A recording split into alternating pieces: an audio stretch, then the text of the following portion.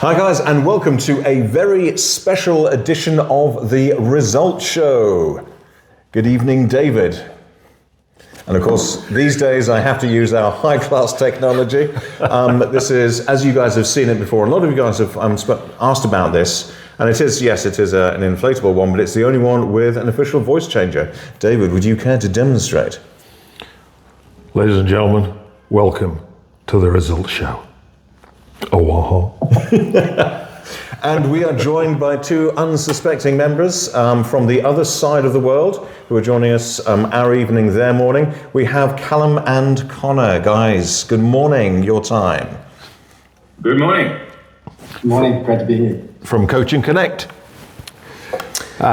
So let me give you a little bit of background as to how I know these two guys. So I think a lot of you know that a very close friend of mine.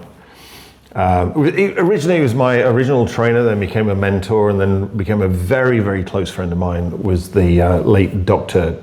Tad James, and with the Tad James Company in the US and Australia, became very, very successful underneath that banner of the Tad James Company. And as many as you know, I even though I wasn't working with Tad in the later years, I still remain very good friends with him, and we're still in contact until very shortly before he passed away. Now, these two guys, Kallum and Conor, Conor and Kallum, whichever way we want to put it, were actually the secret behind the Tad James Company's success, in that these guys are the guys that basically put people into practitioner, master practitioner, trainers training, master trainer, etc. And when Tad passed away, they decided to leave the organization and set up on their own. And since then, so probably about the last couple of years, I think, isn't it, guys? We've been talking and plotting and planning things. I've been on their podcast, Coaching Connekt podcast. We did a thing in the new year. Yes, I saw that. It looked like a lot of fun. They came back and we talked specifically about selling and sales and all that kind of stuff. So as soon as we got the Results Show up and running, not only with traction but some momentum, then I wanted to get these guys onto the show. So, guys, whichever one of you wants to start first, not necessarily in alphabetical order. What's your background? I mean, let me give you just a bit more context. So the Results Show is very much about how people have used NLP, timeline therapy, hypnosis, and Huna to create real, tangible results in their life and in their business. Yes. Because we started to see the NLP field, and there was a lot of people talking about lots of theory, but not much about what anybody was actually doing with it. Yeah, it started especially, with the ease with which you could obtain an NLP qualification, if you see what I mean. $7. Exactly right. And so it had almost started to become the sort of thing whereby it's a tool that people use to get clients because it's on the wall, but it's not a tool that they're using to satisfy and delight clients. And what that then means is that with a lot of these guys who are using it, the drawback that they're finding is twofold. First of all, they're not able to help the people in the room. And the second thing is that their word of mouth is atrocious. Yeah. And so, and also then they're saying, well, I'm using NLP. It's like, are you? Are you actually using NLP? And that's kind of what we're here to do, is basically to show how all of these techniques translate into results, because knowledge without implementation is basically, it's useless. So guys, over to you. How have you used NLP, hypnosis, timeline therapy, and Huna to create real tangible results for yourself Yeah, I think a lot of the guys as well would be interested in to like know how you guys got into that, kind of what was your journey, and also I guess, you know, because one of the questions we've asked the other guys is how did your life start to change, you know, once you started to integrate? Because both with I think with one of you it started with NLP and then became Huna, and with the other one it's the other way around. So what's your journey and your experiences of actually putting this stuff into action? You go, Connor. All right, thanks, Cal. So, great question. Lovely to be here on the Results Show. But way back, look, I've always had a keen interest in personal development. Growing up, I always looked at the glass half full and all that sort of stuff. And as a teenager, I ended up, I think Mum gave it to me, a couple of books like The Alchemist, Rich Dad, Poor Dad, and I had a keen interest in that. I'd heard of, you know, Anthony Robbins, but I didn't know it was NLP. And then I was living in New Zealand at the time, and then I left and studied in hospitality and hotel management here in Australia in the Blue Mountains. And as a result, I lived in London for a while. I lived in Sweden for a year and a half, pouring beers and DJing. And I realized I wanted to get my teeth sunk into a career that was more meaningful for me personally. And I wanted to get rewarded for my results. And I started to move into the field of sales, but I had never done sales before. I had felt that it would be fun, but I'd never done it before. And when I moved to Australia back in 2004, February 2004, I sent out a whole heap of resumes, and one of them was for a company. And the company at the time was called Advanced Neurodynamics. Yeah, I remember it. And I got a job interview, and when I found out that it was NLP, my ears pricked up. But I was young. I was 23. I just turned 24, and I, you know, when you're a 24-year-old and you've been traveling the world, your timeline in front of you is literally 6 months. Your timeline is 6 months. You'd have no idea where you'll be in 6 months. So when I started working with Advanced Neurodynamics, I honestly felt I'd be there for 6 months. When I did Prac and Master Prac in 2004, that was when my life went on a different trajectory for the rest of my life. And then in October that same year, I did NLP trainers training. And for me, that was the biggest wake-up call in my life. It was the biggest leadership training I'd ever attended. It was the biggest influence within myself. I really started to understand what change meant and how to influence others to live a better life or a more fulfilled life or whatever label we want to use for them. And that was the pivotal moment after I did the NLP trainers training. And at that time, I was the guy on the phone selling. You know, a lead came in, Google, and back then it was printed ads or Google. So I would ring people and, hey, how you doing? And it was pure motivation at the beginning that helped inspire people to want to invest in themselves and learn NLP. Because I'd had such a positive impact with it, and it made a difference in my life, and it was pure enthusiasm. Then, when I really started to master the NLP, and this is where it really made a difference in my life, I started to look at myself. I stopped looking outside, and I started to look inside. And when I did that, and when I combined that with the language tools, the trajectory of my career just went up and up, and the certainty in myself and where I believed I could take myself went through the roof. And if I had any doubts, if I had any thoughts that weren't really serving me, I applied what I had been taught. And as a result, within a year and a half, I became sales manager. The company changed names from Advanced Neurodynamics to the Tad James Company. Mm-hmm. There was a bit of a change in ownership at that time. Yep. And because of my hospitality background, I'd learned the whole business, this operations and systems of the business. I'd learned it, and they said, you know, Tad said, Connor, would you like to be sales manager? And I didn't know what I was doing. I just said yes, as you do. And from there, we grew it and grew and grew and grew. And in 2012, they asked if I wanted to be Chief Operating Officer of the Tad James Company, so overlooking and overseeing the Australian office and the US office. And obviously I said yes, and that's really where it grew. And in that time, this is where I met Kallum, and our relationship was forged and founded. And I was doing really well. I'm very driven. And then when I met Callum, he has a journey that he'll share with you. But when Callum and I started to work together, that's when the whole organization took another steep peak up or growth trajectory upwards. And I guess from how I use NLP and Huna, it's ingrained in me. I don't know anything else. I've been doing it for 21 years now. I wouldn't know how not to do it.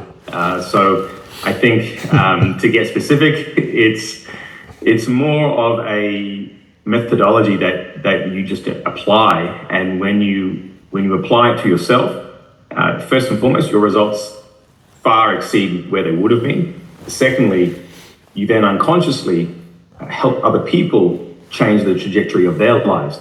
And that's where the reward comes. And that's one of the main drivers that's kept me motivated for so long, for 21 years in this industry, because of that journey.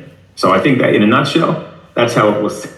I fell into it, but I knew that I was heading in this direction, if that makes sense. I think it's quite interesting because there's quite a few people, and obviously this is like a genesis that you share, of people who almost got into NLP because they believed it was almost a bit, like The Voice in June, where, like if you speak a certain way, people will do what you want. And it's so, I think a lot of people kind of, the outside perception is that NLP is like a language that enables you to make it for sales. And so a lot of people come into it with, that sales perspective saying, well, if I do this, I can become more persuasive. And what then happens is the world kind of opens up and they go, actually, that was literally just the tip of the iceberg. And it's as much about what it can do within me as it can enable me to do with others that is the real power of it. Yeah, it's like we fell into it by design. Yes. Attracted to it like a black hole sort of thing. Yeah. It's like there was a hook, fly fishing. And I had the same experience, like you said there, Conor, that Tad said, would you like to be sales manager? And you didn't know what that meant. You didn't know whether you could do it or not, but you just found yourself saying yes. I had exactly the same experience. Yeah. You just say yes, and then you go afterwards. Figure it out. I should build my wings on the way down. What have I just said yes to? And how am I going to do it? Yeah. But then you found the way.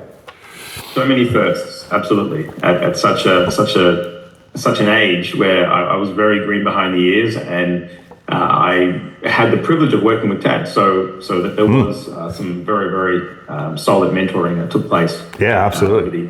In order for it to be successful. Yeah, no, absolutely. Cal, what about you? Yeah, well, thanks for having us, David and Pete. It's great to be here. Watched a couple of the other episodes and it's fantastic. So if you haven't seen those guys, go back and have a look. Conor, I'm hearing new parts of that story every time you tell it. I didn't even realise that you read The Alchemist as well. And that's a book that definitely was a huge game changer for me. It was something that I read, in my teens. There was another book called The Celestine Prophecy. I came at things from a little bit of a different direction. I was very much on a spiritual journey, a spiritual quest, if you will. I was, seeking big answers to a number of quite strange things that were occurring in my life that were of a spiritual nature that I couldn't explain. And I spent a couple of years with no fixed address, traveling around the world, seeking out those answers from, going through living in the UK, actually living at on the top floor of a pub that I think David spent a few hours in. I'm still sure, mate, that you were serving me ESB in the King's Head in Acton. And that journey led me around the world to South America and spending a lot of time traveling through there and spending a lot of time meditating on top of mountains or anywhere with a nice picturesque view that was quite tranquil and relaxing. And to the point of this entire podcast, it led me kind of nowhere. It didn't really give me any tangible results in what I was trying to do, which was to uncover, I guess, deeper aspects and parts of myself and to use that in marching me forward towards what I wanted to create with my life, and wanting to create something that I felt like I was having a huge impact on the world, and I was able to leave some sort of positive mark on the planet. So, I was a little bit frustrated. I was, I guess, hanging around a lot of those groups and those communities, and I'm sure you guys have seen these groups and communities before, where everybody's very supportive of one another, but nothing very much happens there. You almost become so supportive of one another, you bind each other to where you are, to the problems that you're having, to the to having many excuses for why your life isn't the way that you want it, and you start almost convincing yourself that that's just the way things are, and we should just live in this bliss and awe of nowhere. And, also becomes like a blissed out echo chamber sort of thing. I've become a blissed out echo chamber. I lived in that blissed out echo chamber for a very long time, and it wasn't very satisfying for me. I had this itch, this urge that there was something that I needed to do, there was something that I wanted to do with my life, but I just couldn't put my finger on it. But I did notice that through that journey, I did like helping people, and I did like inspiring people. I really loved helping people believe in themselves for the first time. Sometimes for the very first time, they had these big dreams, they had these aspirations, but they didn't believe that they could actually achieve them. They didn't believe that was possible for them. And I actually enrolled for the second time into university, but for a psychology degree this time. The first time was marketing and web-based design. Second time was psychology. And I was flying back to Australia, and it was when I touched down back in Australia on home turf after being 10 months, 12 months in South America, traveling around with my backpack. I came back and I ran into an old friend, and he had completely changed. He tidied his life up.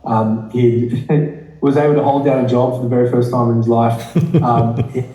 He had a beautiful girlfriend and was in a steady relationship. And it was remarkable to me, because I used to knock around with this guy earlier on, and there was no chance for this guy to have any of those things at that time. And I asked him, I said, what have you been doing? And he actually mentioned Huna, and I was like, Huna, what's that? Like, what are you talking about?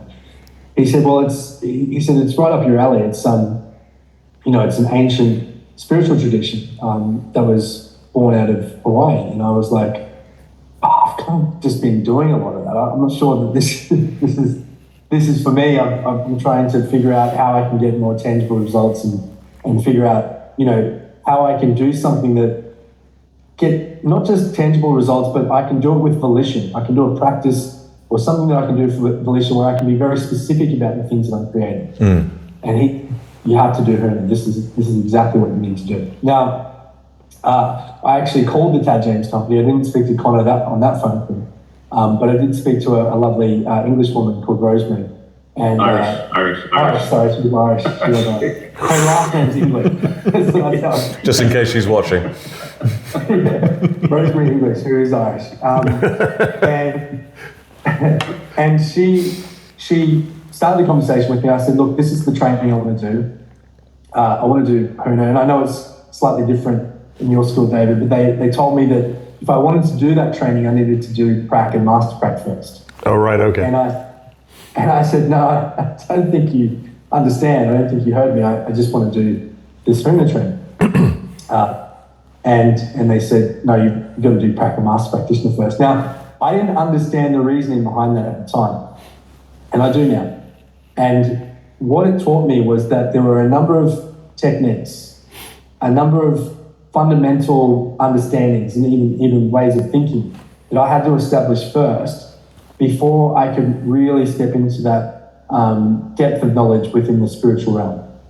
And I learned very quickly, even though I know that a lot of people do NLP for business, they do it for sales, they do it to improve themselves professionally and also personally.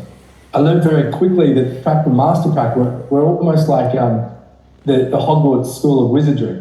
It was a way of using your mind to affect results in the physical world. And that's exactly what I was looking for all of this time. I wanted something that with conscious volition, I was able to get very specific about what I was creating and create it using a set of techniques. And NLP gave me that key. And before I knew it, I had done the Prac and Master Practitioner training. I ended up becoming a trainer. And I felt very compelled to want to teach this to other people because it bridged the gap between spirituality and business for me. Right. It showed me where, I didn't necessarily have to just help the people in those little groups, those support groups that I was involved in. I could actually talk to a CEO of a multinational corporation about how he could utilize these skills to create greater profit margins and more efficiency in his business. But on some level, whether he was aware of it or not, he was also developing the skills to advance spiritually as well. And I said to myself, wow, if I can do both of these things at the same time, this is all I want to do for the rest of my life. And that's where, as Conor mentioned earlier, our relationship forged. And I have a very similar story to both David and you, Conor, where, one fateful day, I remember it clearly. I probably shouldn't have remembered it because it was New Year's morning in Bondi Beach. And if you know anything about Bondi, you know what New Year's morning in Bondi Beach is all about. But I got a call from America. I could see that it was from America because it had +1 at the start of the phone number. And I was like, oh my God, who's this? And answered it. Must have been feeling confident enough to answer it. So I answered it. And it turns out it was Dr. Tad James giving me a call to ask me if I would be willing to teach his practitioner training, his 3-day hypnosis training, his secret of creating your future training in a month's time. And I just said yes, just like you guys did, and got off the phone and was like, what do I do now? Now I've got to put it all together. But that's what happened in a very, very short amount of time once I learned how to use my mind effectively and use these techniques with conscious volition to create the things that I wanted. And that was a lot of the things that I was seeking through those spiritual practices of, dare I say it, manifesting. For me, it was all of the missing pieces that were needed to actually make that secret actually work. And from then on, Conor and I stepped out. We started our own business, and here we are today with you guys. There's a phrase in marketing which is, you sell people what you want and then you give them what you need. Listening to you talk, it's almost like there are like two levels to what you're doing with people. So for instance, again, it struck me when you're talking about the CEO. So on one level, you're kind of helping him achieve his objective, his declared objectives in terms of that. What you're also doing is, unlike on another level, giving him, means to achieve spiritual peace, if that makes sense. So it's like a multi-layer experience. They won't necessarily understand all of the levels that they're having at the same time. Yeah, 100%. And look, I think at some point you start to realize that this physical experience is a spiritual one, and you realize that, hey, this process of making the unconscious conscious, which is what we do with Huna, timeline therapy, hypnosis, is the process of spiritual evolution. And you can either do that sitting atop the mountain, trying to reach that point of oneness across the threshold in a cave somewhere, or you can do it by creating a multi-million-dollar business physically. Yes. And I don't think that they're two, one's better than the other, or one that should be set above the other. I think that they're both the same path. And I think that I just chose the one that was, for me, more exciting, which was to create something physically and have my spiritual development evolve that way.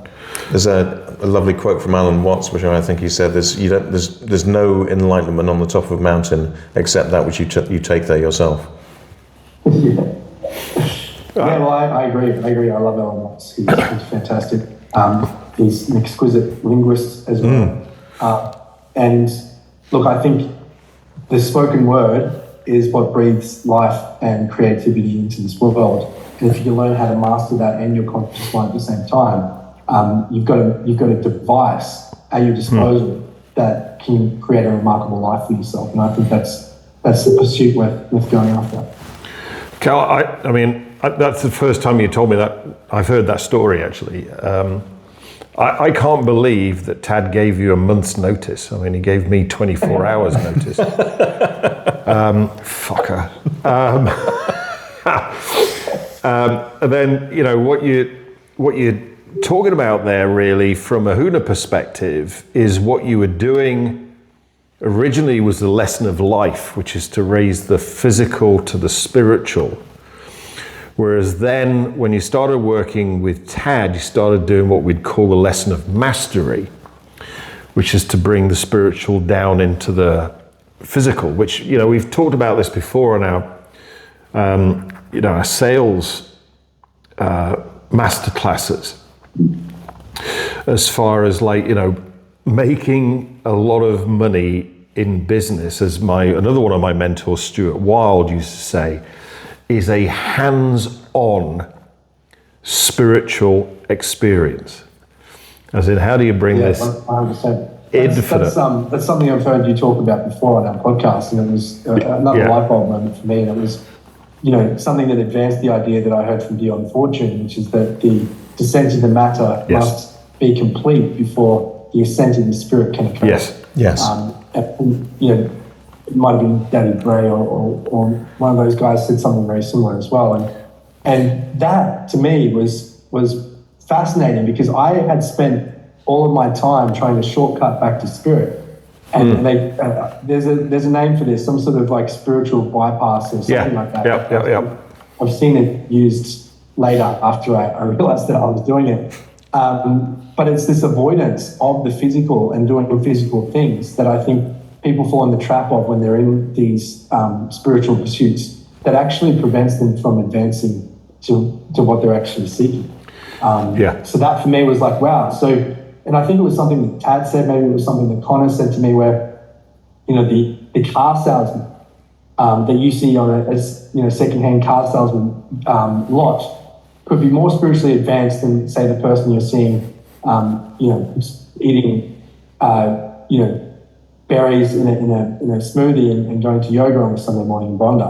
And that we shouldn't lay that spiritual judgment on that person because we don't know where they are spiritually. And that was a huge light bulb moment for me. I mean, another thing you said as well there, you know, about the power of language.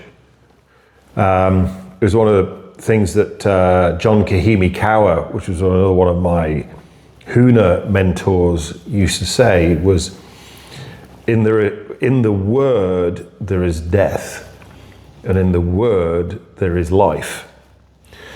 So, you know, you've really got to learn how to use your words carefully to bring life rather than death. And, you know, you were just saying that was one of the things that you learnt there, was the power of words, the power of language. Yeah, I didn't really see the full power of it until I started working with Conor, and I'd love him to talk about his psychology with language patterns and with the way that he speaks to people, because when you pay careful attention to the way that Conor works, he's actively, and he does it unconsciously now, but it's actively using towards focused language with everything that he does. And it becomes a seamless process where things seemingly just become acceptable to the other person, and at the same time have their highest intent in mind. It's a very empowering way of speaking to clients. So, Conor, I'd love to hear how you develop that and how you... Well, my suggestion would be, because I'm just looking at time, what I think we should do is basically, because that's been a really good, you know, I think we've achieved our objectives here in terms of kind of like finding out your guys' route in to both NLP and indeed Huna, and also what your experience of almost like onboarding it, for want of a better phrase, was like. Would you guys join us for the next episode where we can then start to unpack how you guys are using that today, and also what your future plans are for this exciting collection of techniques and tools? Absolutely. Let's do it. Fantastic. Okay, so we will see you for the next episode, where we'll be continuing to talk with Kallum and Conor about how to basically blend NLP and Huna and a whole host of other technologies. And as you can see, this is a show where we're all focused on getting the results. Yep. So if you've got any questions or comments, please do email us as per usual at podcast@theresultshow.com.